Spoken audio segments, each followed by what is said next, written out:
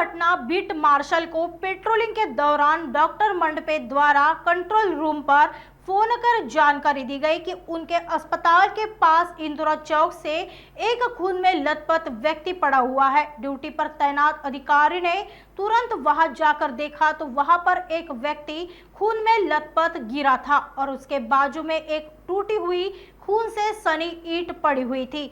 इस बात की जानकारी वरिष्ठ पुलिस को दी गई। किसी अज्ञात व्यक्ति द्वारा खून करने का अंदाजा पुलिस ने लगाया है। पुलिस ने मृत व्यक्ति का फोटो वायरल कर पता किया कि यह व्यक्ति मधुकर मानिक बागड़े, उम्र 40 वर्ष, इंदौरा निवासी है।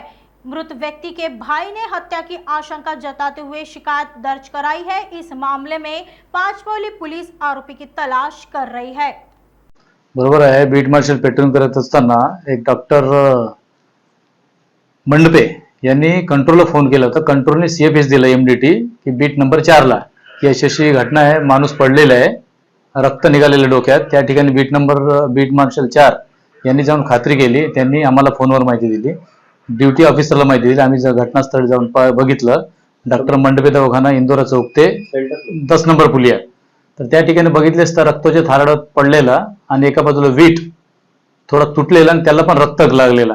याचा प्राथमिक अंदाज आम्ही आमच्या वरिष्ठांना दिली। एकंदरीत कोणीतरी अज्ञात इसमाने, तो पण अनोळखी होता, त्याचा कोणतरी खून केला।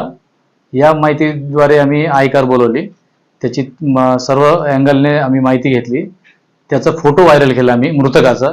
त्याचा ट्रेस झाला। त्याचं नाव मधुकर मानिक बागडे, वय 40 वर्ष, इंदोरा भंडार मोहल्ला गल्ली नंबर 6 चा असल्याचं निष्पन्न झालं। आम्ही त्याची माहिती काढली, त्याच्या भावाला बोलवलं। भावाचा रिपोर्ट सुरू आहे। भावाचं नाव आहे मनोज मानिक बागडे।